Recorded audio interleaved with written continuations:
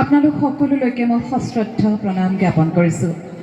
প্ৰাগজ্যোতিকাময়, কামৰূপিকাময়, নিৰ্জলাস্যময়ী, মই অসমীৰ, মই ভাৰতীৰ ছোৱালী কবিতাময়ী। এটি ৰূপকৰ কবিতা অকণমান মনত পৰিলে আপোনালোকৰ মাজত মই পৰিৱেশন কৰিলোঁ।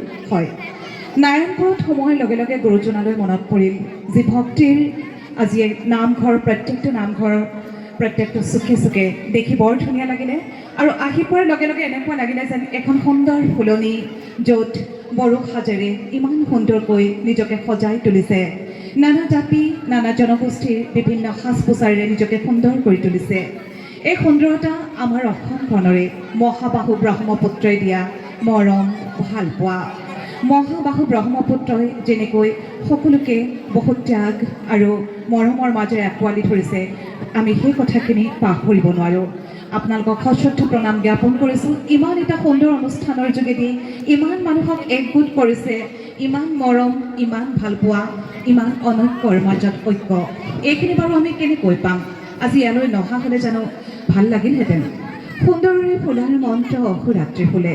হয়, সুন্দৰৰে ফুলিছে ইয়াত কণ কণ ছাত্ৰ ছাত্ৰীৰ হৃদয়খন সুন্দৰতাই ভৰি উঠিছে।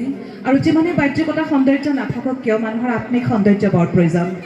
আজি মোক ইয়াত নৰ্থ ইষ্ট বেষ্ট এংকৰ দিয়াৰ কাৰণে মই নথৈ ধন্যবাদ জ্ঞাপন। মই পৰ্টেলত নিউজ পৰিৱেশন কৰোঁ, ধেমাজি ইটো সিটো বুলি এটা চিয়াং লাইভ বুলি, য'ত মোৰ বাতৰি মই পৰিৱেশন কৰোঁ, আৰু চিলাপথাৰ DD নিউজ বুলি এটাত মই বাতৰি পৰিৱেশন কৰোঁ।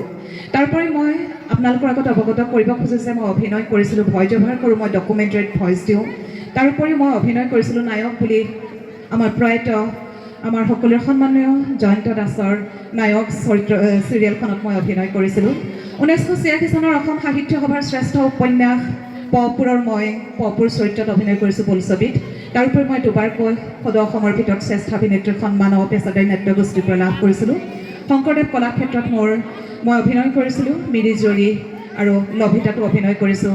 মোৰ কিবা এটা এই ভইচ লোৱা আৰু এই অভিনয়ৰ যোগেদি যেন মই এংকৰ হ'ব পাৰিছিলোঁ। মই ঘোষিকা হওঁ, চৰকাৰী বেচৰকাৰী সকলোবিলাক অনুষ্ঠানতে মোক ঘোষিকা ৰূপে মাতে, আৰু মই সেই হিচাপে মই ভইচ অভাৰ কৰোঁ।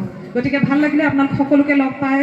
এই শুভ সন্ধ্যা, সকলোকে ধন্যবাদ। মই এতিয়া ঘৰলৈ যামগৈ, তথাপিতো আপোনালোকৰ অনুষ্ঠান বহুত দূৰৰ পৰা অথনিৰ পৰা চাই আছোঁ, ভাল লাগিছে। পুনৰ মৰম, স্নেহ, ভাল পোৱা সকলোলৈকে মই বিলালোঁ দেই। ধন্যবাদ।